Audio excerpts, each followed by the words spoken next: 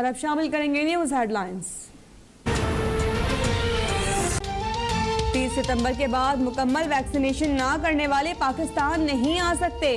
15 ستمبر کے بعد موٹر ویز پر سفر کے لیے کورونا ویکسین کی کم از کم 1 ڈوز لازمی ہوگی۔ میٹرو بس اور ٹرین پر ویکسین کی 1 ڈوز لگوانے والے سفر کر سکیں گے۔ سربراہ NCLC اسد عمر کی میڈیا بریفنگ، کہا 31 اگست کے بعد اسکول ٹرانسپورٹر بغیر ویکسین کام نہیں کر سکیں گے۔ ہوٹل اور گیسٹ ہاؤسز پر بھی پابندیاں لاگو ہوں گی۔ ملک میں کورونا سے مزید 91 افراد انتقال کر گئے، 4075 نئے مریضوں کا اضافہ۔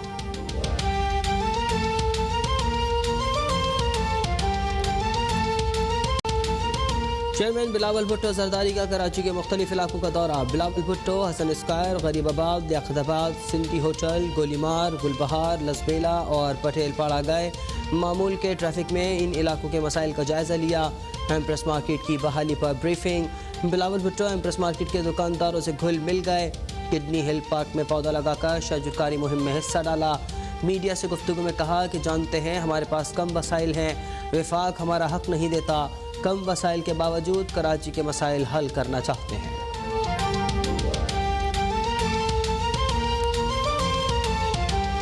پاکستان کا guided multi launch rocket system Fatah 1 کا کامیاب تجربہ۔ ISPR کے مطابق فتح 1 راکٹ سسٹم روایتی وار ہیڈ لے جانے کی صلاحیت رکھتا ہے۔ فتح 1 دشمن کے علاقے میں اہداف کو کامیابی سے نشانہ بنانے کی صلاحیت کو بڑھائے گا۔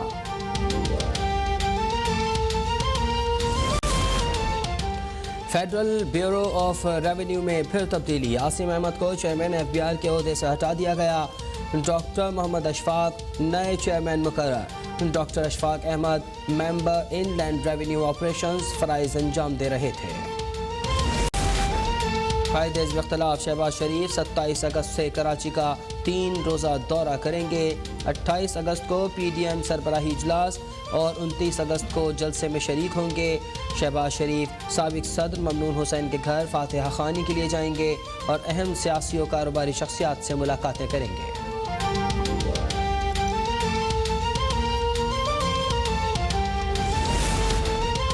ملک پر Imran Khan private company limited مسلط ہے۔ صحافیوں کی آواز دبانے کے لیے میڈیا ڈیولپمنٹ اتھارٹی لے آئے۔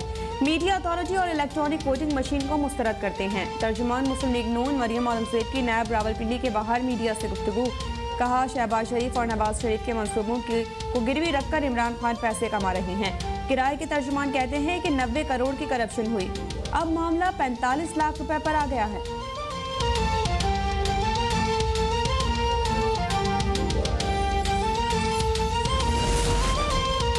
مسلم لیگ نون سندھ میں اندرونی اختلافات۔ سیکریٹری جنرل مسلم لیگ نون سندھ مفتاح اسماعیل عہدے سے مستعفی۔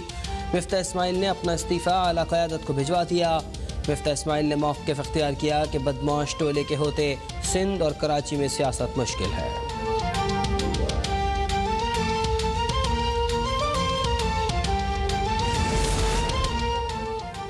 وزیراعظم عمران خان نوجوانوں کو روزگار کی فراہمی کے لیے کوشاں ہیں۔ کامیاب جوان پروگرام کے ذریعے قرضوں کی تقسیم کا عمل تیز کر دیا گیا ہے۔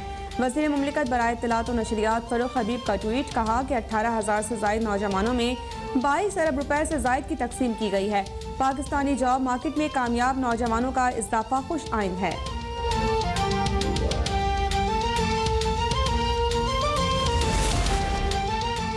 وزیر اعلیٰ پنجاب عثمان بزدار لاہور میں میگا پروجیکٹ شاہکام چوک فلائی اوور کی تعمیر کے سنگ بنیاد کے لیے پہنچے۔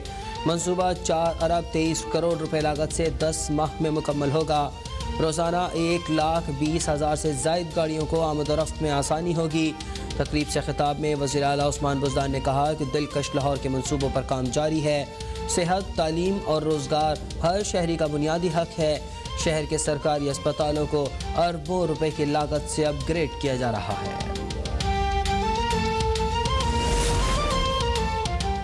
وزیر اعلیٰ پنجاب عثمان بزدار اگلے الیکشن کے بجائے آئندہ آنے والی نسلوں کے بہتری کے خواہاں ہیں۔ وزیر اعلیٰ پنجاب نے اپنے عمل سے کارکردگی ثابت کی ہے۔ ترجمان پنجاب حکومت فیاض الحسن چوہان کا بیان، کہا کہ لاہور میں رواں سال جاری اور شروع ہونے والے ترقیاتی کام وزیر اعلیٰ پنجاب کا لاہوریوں کے لیے تحفہ ہیں۔ وزیر اعلیٰ کی ہدایت پر تمام منصوبے ترجیحی بنیادوں پر مکمل کیے جا رہے ہیں۔ اور اس وقت اقوام طالبان ترجمان ذبیح اللہ مجاہد کابل میں اہم پریس کانفرنس کر رہے ہیں۔ ټولې مؤسسې په کار او فعالیت باندې کار بوختېدلی سي، خپل کار ته دوام ورکولی سي، په اطمینان باندې نقل او انتقال کېدلی سي ولایاتو ته، او فعالیت نیولی سي له سره. او موږ امنیتي موظف کړي دي چې هغو امنیت ته لا توجه وکړي او ډېر ورته متوجه اوسي. له دوی نه مننه کوو چې زموږ په هېواد کې پاتې دي، او مننه کوو چې دوی زموږ سره ژوند کوي، سفارتي کارونه کوي، همداراز خدمات وړاندې کوي د مؤسسو له لارې نه. له ټول نه د تاسې تربیون له لارې نه غواړو مننه وکړو. نور جی ذبیح اللہ مجاہد صاحب، سفارتی مشن جتنے بھی موجود ہے اس وقت کابل میں، سب کا شکریہ ادا کر رہے ہیں، یو این کا، بین الاقوامی اداروں کا، انسانی حقوق کی تنظیموں کا، ان سب کا شکریہ ادا کر رہے ہیں، اور اس بات پر خوشی کا اظہار کر رہے ہیں کہ اس وقت نہ صرف بہت سارے سفارت خانے فعال ہیں کابل میں، بلکہ جو بین الاقوامی تنظیمیں ہیں وہ طالبان کی مدد کر رہے ہیں، ان سب کا وہ شکریہ ادا کر رہے تھے.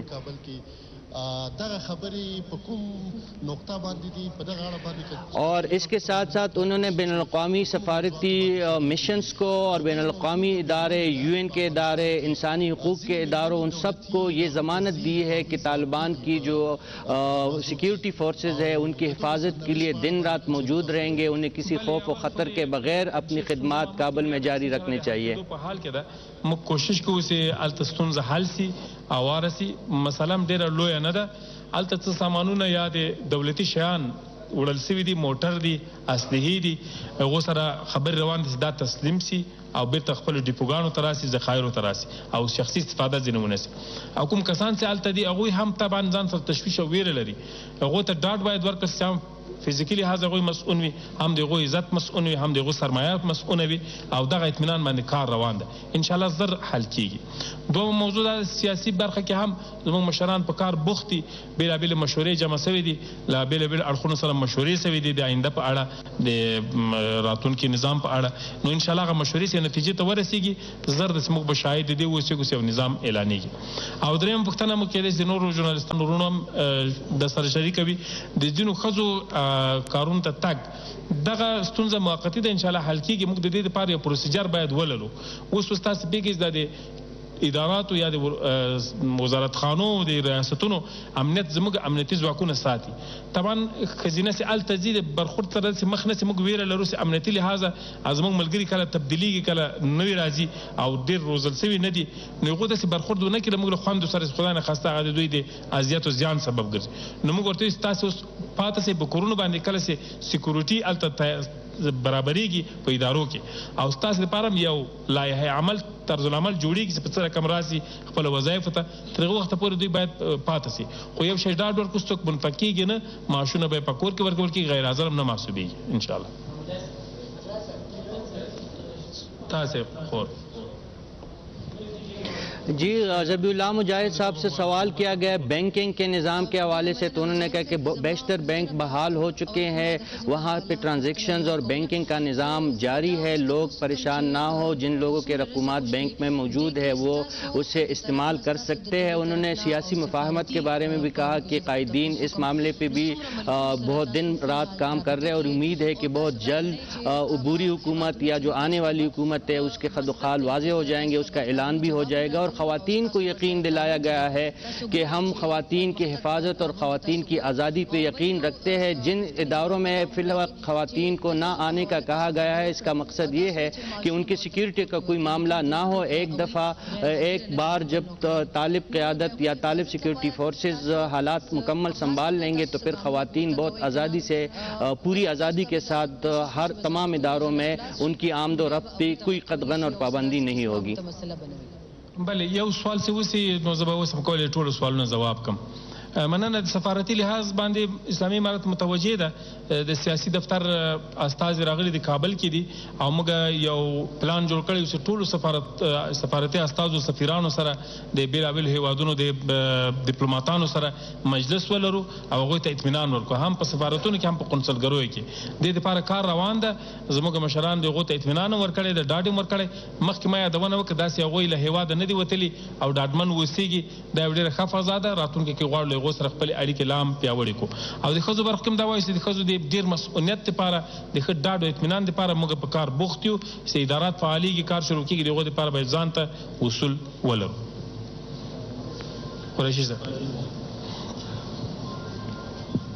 جی ذبیح اللہ مجاہد صاحب ایک دوسرے سوال کے جواب میں خواتین کی آزادی اور ان کی خود مختاری کو یقینی بنانے کی ضمانت دے رہے ہیں، اور اس کے ساتھ ساتھ وہ کہہ رہے کہ جتنی بھی سفارتی عملہ اور سفارتی مشن موجود ہے ان کے تمام سفیروں اور کونسل جنرلز جو ہے ان کے ساتھ ان کی ملاقاتیں ہوں گی، ان کے ساتھ ان کو اعتماد میں لیا جائے گا، اور ان کی سیکیورٹی کے حوالے سے بھی طالبان قیادت وہ سر جوڑ کے بیٹھی ہوئی ہے، اور ان کا کہنا ہے کہ قطر کا سیاسی دفتر کے نمائندے اور وہ بھی کابل پہنچ چکے ہیں، اور سفارتی جو مشنز ہے جو سفارتکار ہیں ان کے ساتھ رابطے میں ہوں گے. و همچنان سکون روحیم باید برشان برگرده.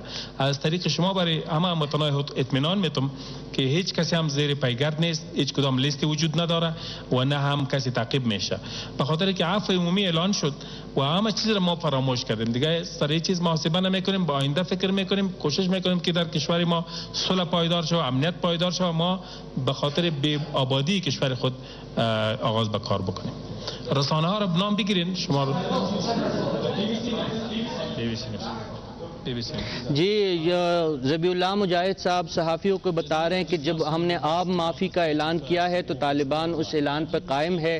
یہ معافی جو ہے تمام افغانیوں کے لیے، چاہے وہ سرکاری ہو یا غیر سرکاری لوگ ہو، ڈر اور خوف کا فضا ختم ہونے چاہیے، اور انہوں نے کہا کہ افغان سرزمین پر اب وہ امن چاہتے، صلح چاہتے ہیں، مزید کسی کے ساتھ انتقامی کارروائی نہ طالبان کریں گے نہ کرنے دیں گے.